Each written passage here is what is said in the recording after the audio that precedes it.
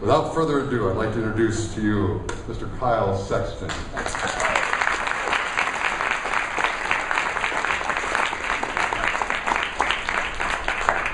Hi, everybody.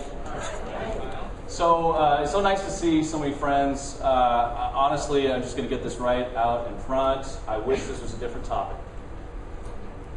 Can we all just agree on that? Yeah. Wish this was a different topic. I loved talking about Mike when Mike was around, but now I get to say things that he would never have approved of. Honestly, and it's so nice to remember Mike in this way. All of us wish that he was still here, and there's so much of Mike that we all take with us. So just a quick show of hands, how many of you worked with Mike or knew Mike well in some way? And how many of you just had the pleasure of meeting Mike once or twice? And how many of you have never ever met Mike McLaran before? A good cross section. All right. So the hope here, the goal is that y'all can take something away or be reminded of something that you perhaps already knew. And what I love about Mike is that he is the human embodiment of a brand that many of us aspire to be. The human embodiment of a brand that many of us aspire to be. So let's just hop right into it, shall we? There are, right after Mike passed away, it was a cathartic exercise for me to write the McLaranisms. And I started with this one, team. And as I started to write about Mike and everything that he meant to me, and everything that he ever taught to me, working down the hall from him for 10 years, what a great gift that was. It really was. It was not just a healing exercise, but it was a way to remind people of what he was about. And in doing that, I get a lot of people that send me emails. People I've met, people I've not met before, that say, would you mind if can we have your permission to reproduce the McLaranisms article that you wrote? And I always have to remind people that I didn't write the McLaranisms, Mike did. And as long as he's not here to tell you no, you take it, you steal it, you use it, you own it. So team is one of those things that he talked about a lot, and one of the key aspects of team is that everybody has a role, but no role is more important than any other role. No one can be great at their job if everyone isn't great at their job. He always said that there was no such thing in his organization as a prima donna. And I think it's interesting to see so many people already talking about Mike and the hole that he left in the organization structure of this conference and the Oregon State Chamber and the mentorship and leadership role that he played in so many people's lives. But Mike very much believed in the next man up philosophy. That next man up philosophy means that if he's out of the game, somebody else is ready, willing, and able to step in and play that role. And that's how he taught us on his team. There was always somebody ready to move in next. And you can parlay that into all kinds of aspects for your organization, your chamber. I believe that attitude is had a very direct impact on the success of the Salem Chamber, because he always had next man in, ready to go in behind him. And that's where it was such an appropriate time to acknowledge Jason Brandt and the folks that are here from the Salem Chamber. Would you all wave wherever you are? These are great people. Chandler's right there.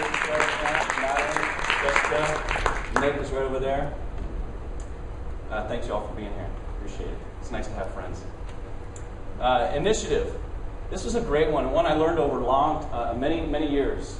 I was just watching Mike and how he addressed all the opportunities. We have a target on our backs as chambers of commerce, not just politically, but so many people have so many ideas that they could make our community better, and they come to the chamber and they say, hey, you're the ones that can make this happen. And sometimes they just want to sell their stuff through you, right? Other times there's some really good ideas in there, and we struggle sometimes with what's the right thing to do when somebody brings an idea to us that might give one business a competitive advantage over another.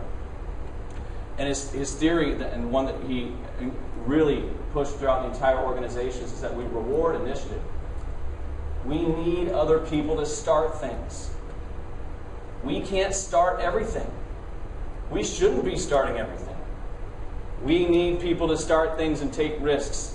And when someone brings us an idea, it's incumbent on us to do our due diligence to see what we can do to help support that idea, if that is truly a good thing for our community or for our organization. Firing. Boy, thank God I didn't have to experience that one firsthand. There were a couple of times that I wasn't sure. Mike had really, really high standards. And when you didn't meet him, you knew it before he walked in the room. Firing, he described as a failure of leaders to align his or her team's strengths appropriately. I think that's just an amazing viewpoint. I think that speaks more to hiring than anything else. He didn't hire utility people. He hired specialists.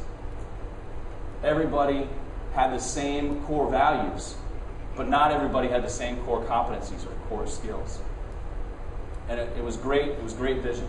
Some of you are going to get a hand cramp by writing all these things down. I can see some of you taking notes. I'm going to make this available to you to download on Prezi. Hopefully you don't get motion sickness or anything watching all these things move around like this. But I'm going to make this available to you if you go to McLaranism.com. It'll forward to the article, and at the bottom of the article I'll have a link to this. It's not there yet, but it will be. So you can share this. It's publicly viewable. I think as a leadership lesson, anytime we learn something, it's important to share it and give it away. Dignity. We come pretty darn close to an awful lot of really tender situations in organizational leadership, and Mike had a way of preserving people's dignity when it was on the line. Dignity is what you preserve in others when you refuse to take anything but the high road. He had a great way of taking the high road in every little thing, in every little coaching moment, every criticism, everything that could be taken the wrong way. Somehow it never did, because he always had a way of putting himself in other people's shoes and say, how can I make sure that they know this information that they need to know without making them feel defensive about it so that they can correct the issue? Blame. Blame is something a leader takes for his or her team, even if, or especially if, it had nothing to do with the leader. Never, ever, ever assign blame to somebody else. He always publicly gave credit and took blame. If something was a shortfall, he never said, well, we didn't, that darn Kyle wasn't organized enough. He always publicly took the blame. And we always felt safe as his team to really take risks, because he'd already thought the process completely through. He'd already thought the program completely through. He'd given us all the tools that we needed to be successful. And so he created this safe place for us to try new things. And he gave us permission to fail, which is completely different than being a failure. Annual reviews. My favorite story of Mike is how he repeatedly gave us this annual review, right? Some of us who are familiar with it love to read it, love to relive it in every conversation I ever had with Mike. Do you still love what you do here? What do you want to be doing in 5 years? How can I help?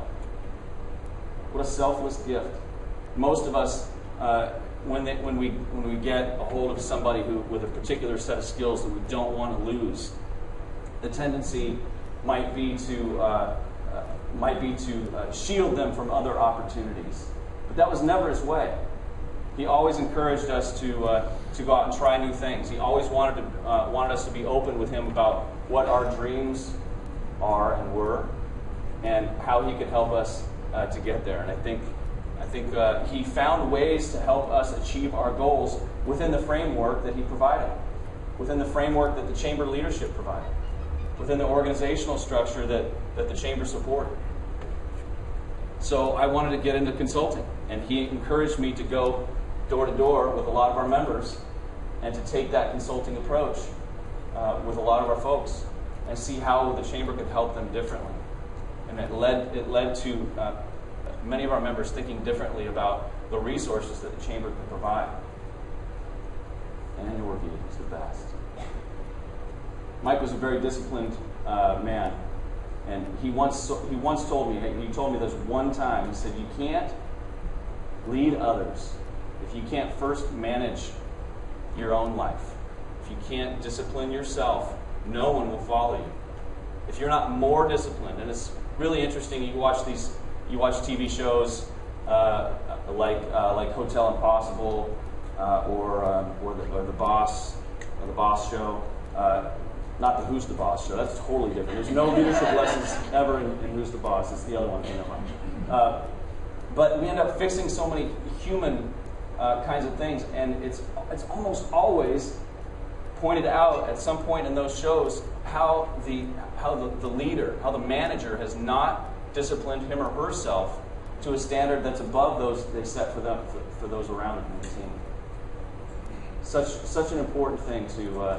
And that really led a lot to how he conducted his life. He was up very early, and he got his workouts in very early, and he was always the first one to the office. And you know what? He was always out on time because he believed that family was more important than work, and he wanted everybody to make sure they were taking care of their responsibilities within the amount of time that the reasonable amount of time that was allowed. And but also had time and made time to do the important things. He had a great way of teaching, and it's just one of many ways to demonstrate that you've learned something.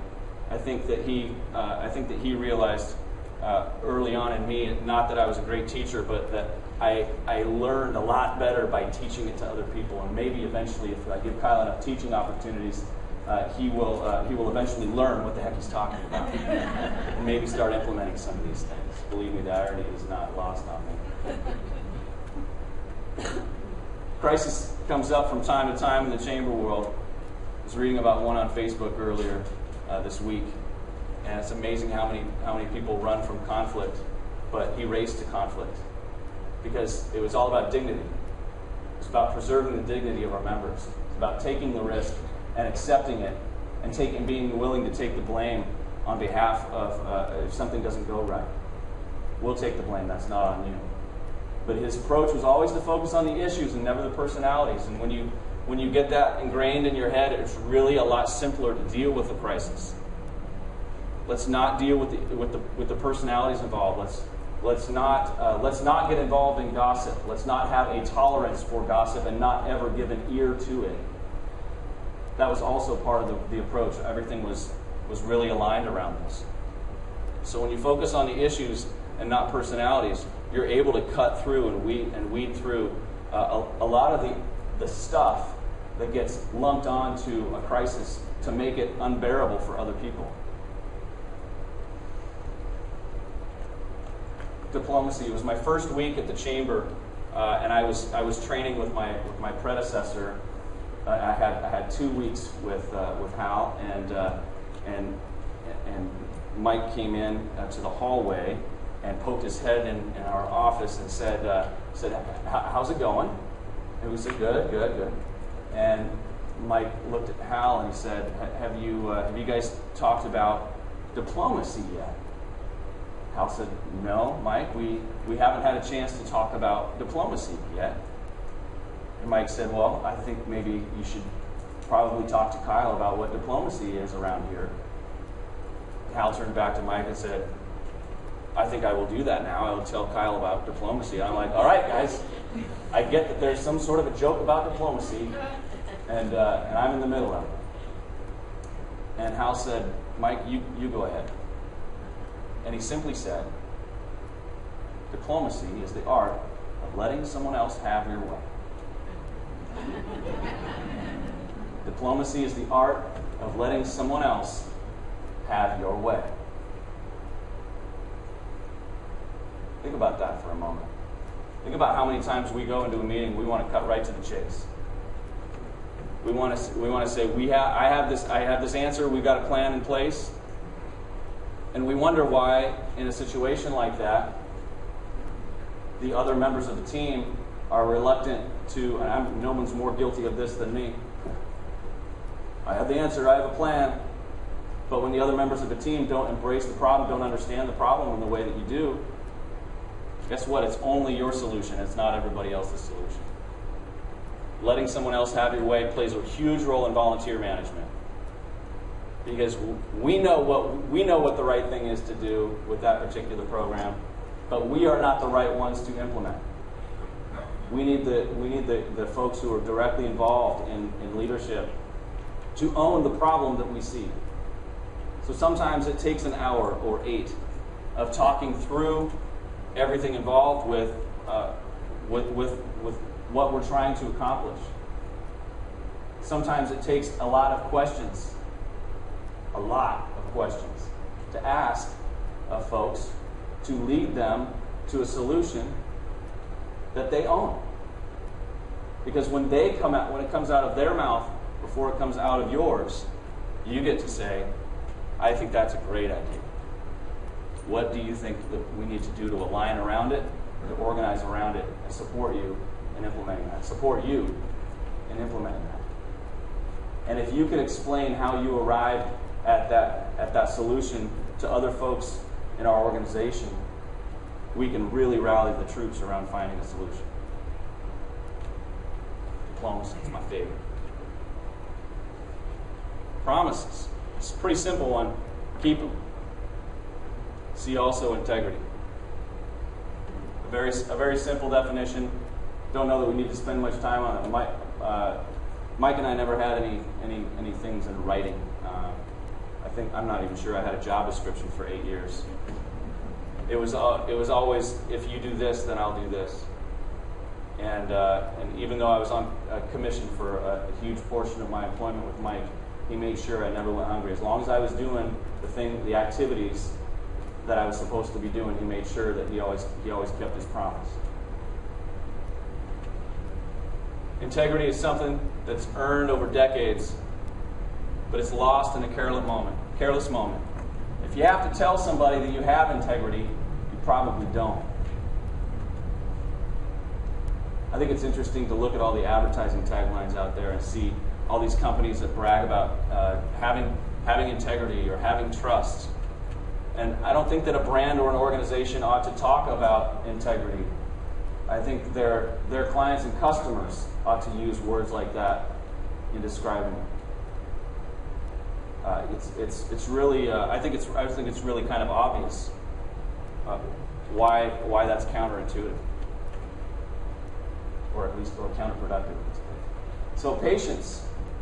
Seek first to understand, then to be understood. See also listening. Man, oh man, Mike showed a lot of patience, and it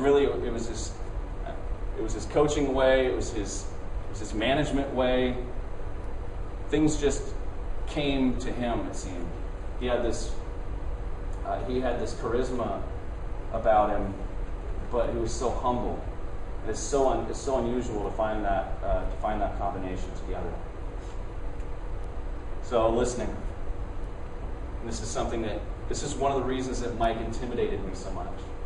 When I was first looking for a job that ended up with me in the chamber business, I was seeking out interviews with people who intimidated the you-know-what out of me. And Mike was at the top of the list. And I think I was always intimidated by the way that Mike listened. Because Mike always listened with his eyes. When you listen with your eyes, your ears work better. If you think about the people who really listen to you, who really understand what you're going through, they're all in. They're so focused on you, and they're ignoring all the distractions. And he had just an amazing way of doing that, didn't he? For those of you who know him, for those of you who came to for those of you who came to Mike's celebration of life, on behalf of the chamber, Salem Chamber family, we thank you for that. And on behalf of his family, they really appreciated all of that support. But we were all looking around that room and wondering, how did he have so much time for all these people? How is it that you feel that I got to work down the hall from him for 10 years? How is it that you feel the same way about him that I did? There's no way he had enough time for you. He gave it all to me. And we all stood around going, I feel the same way. It was amazing. It was amazing. It was because he was always so present with you. Didn't matter what it was. He gave you all of his attention. He was amazing at it. So focused. Wherever you are, be there. That was his approach. I should mention to you that some of these are things that Mike actually said or did, and others are just my observations of what was going on around Mike. And that wherever you are, be there. It was really all about listening. It's all about discipline. And man, he'd take pencil to paper on his calendar, and he would slot out times. And if he said he was starting the budgeting process at 2 o'clock on a Thursday, he did. And he he managed his own self and his own calendar and things going on around him to make sure that he could close the door and do that. And that everybody else around him had what they need so that things could move on. He was a miracle worker in that way. Champion, this comes back to team. It's a title that comes with a target on your back. So when you're a champion, everybody wants to take you down. He made this abundantly clear in all things political and public policy, legislative. The championship leadership team takes an extraordinary amount to get there, and an even greater amount to stay there. A greater amount of energy to stay there. So if you're not a contender, if you're not an organization that bleeds excellence, then you're really not part of the conversation. If you're not the go-to organization to solve problems and bring solutions, or at least air out differences, then that's not news to you. It takes high standards and discipline, not just for you and your staff, but for your entire leadership team. I once told Mike, I said, your silence is the loudest thing in any room. And for those of you who knew him, you know that he wasn't the first one to speak. And I so appreciated that about him. And it took so much patience and it takes so much discipline. But if you think about the psychology of group dynamics, and there are some people that are going to be, a certain percentage of the room that's going to be uncomfortable with silence. There's going to be a certain percentage of the room that needs to make sure that their voice is heard. I was just doing a board retreat in Wisconsin last week, and there was that guy who waited until the end of every issue to put his stamp on it. Quiet the entire time, and then came in and approved or re-articulated everything that had just been said. We all know that these people exist in each group dynamic, and he knew that those things had to happen in order for everybody to come to agreement on the outcome. And it took so much discipline. But a meeting was never over until somebody said, "Mike, what do you think?" And those are the greatest memories for me, being in meetings with Mike. I mentioned bleeding excellence. It's just a little bit more than greatness. Certainly it's a hard place to get to, and it's even harder to stay there. Much aligned with being a champion. Lots of people want to take you down. You have a lot of opportunities to coast along the way. Once you achieve that level of excellence, you can either take time to pat yourself on the back, or you can realize that there are other people in your organization you need to bring up along with you. They're not feeling it.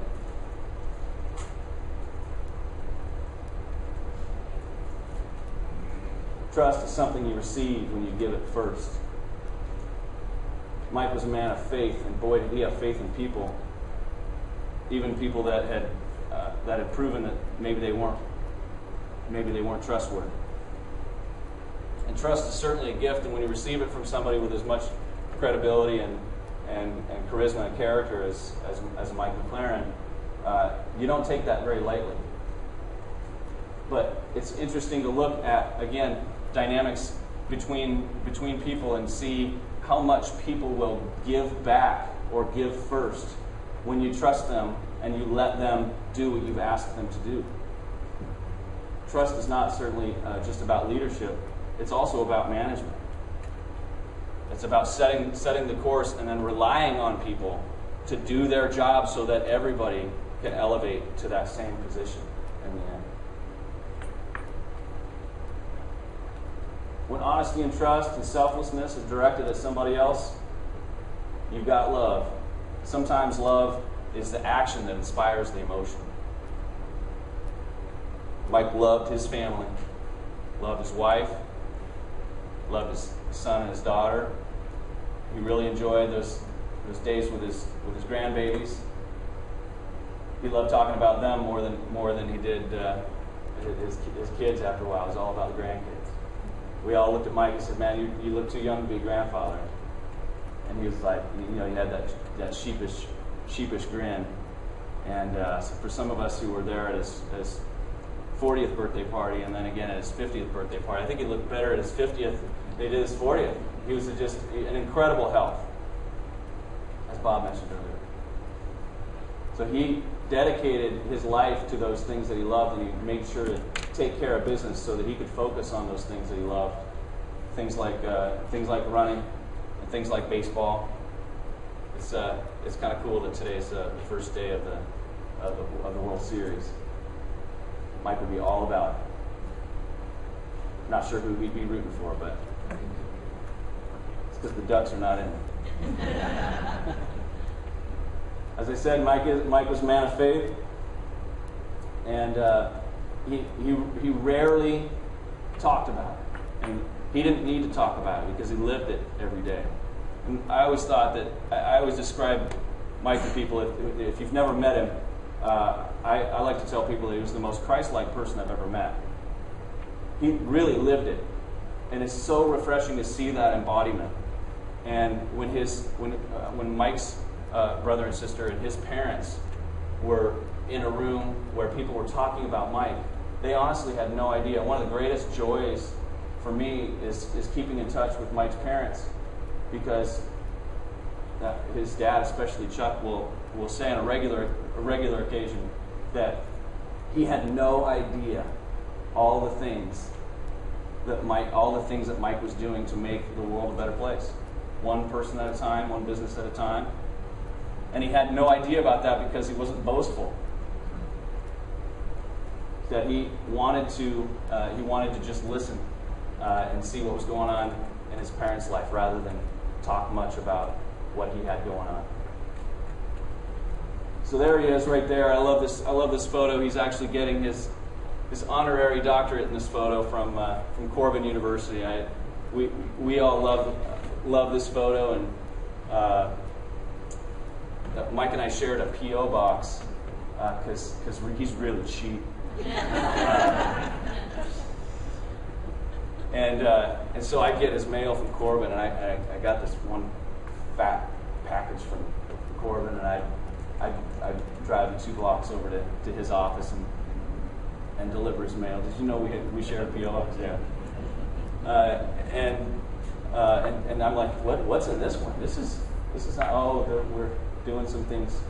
We're doing some things at Corbin. We're doing some things at the university. And he was so nonchalant about it. And then I read in the paper that Mike is going to get this incredible honor at Corbin University, and he's just, he's so humble about it. And that humility was really at the heart of him, and that humility comes from that servant leadership approach that Mike takes. And you're no stranger to servant leadership.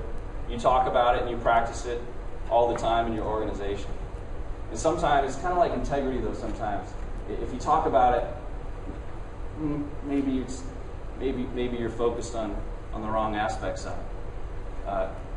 But servant leadership is so important, and many of us on the chamber team wear these servant leadership bracelets that remind us about what Mike stood for. And I brought a bunch, and I don't know that I have enough for everybody, but we also have some other McLaranisms wristbands made for excellence takes more, and live your faith. So if any of you would like any of those as a reminder, I haven't taken mine off since it came in the mail about a week after after Mike passed, and it's a great reminder for those of us who are visual people of Mike's servant leadership. But this is what Mike was all about. He publicly gave credit to anyone who played a role in their hard work or their achievements. It requires that you are willing to do and capable of doing anything that you would ask of someone else. Willing to do and capable of doing anything that he would ask, that you would ask of someone else.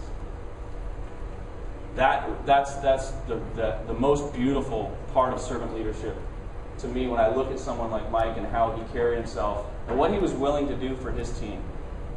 Whether his team was on the baseball field or in the chamber office or at board retreat or on the United Way board or a campaign chair or any of the things that he dedicated his time to. All the things that he was willing to do because he didn't show up to do it halfway.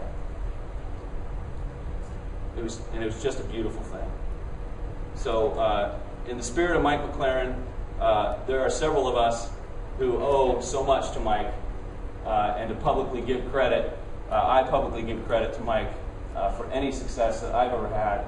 And it's such an emotional thing, and I hope it's okay with you all that I just pretend he's still around. And I hope it's okay with you all that if you played a role in Mike's life or if he played a role in yours, I hope it's okay with you all that we occasionally joke that he is still around.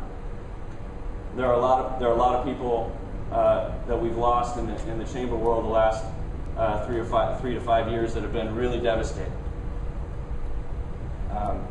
Dave, your brother, was such a big influence on me and Mike, and really a terrific mentor. And there's so many others that we've lost, and I hope it's okay that we pretend that they're still around. I hope it's okay that I look at you and I remember those times that we were all in the same room together with Mike. And I hope it's okay that I have expectations of you, and I hope it's okay that I look to you to have expectations of me that reflect Mike's standards. Because that's how I want to remember Mike, and I hope that that's acceptable for all of you, and I hope that's a way that you want to remember Mike as well. Thanks, you all, for your time. Really appreciate it.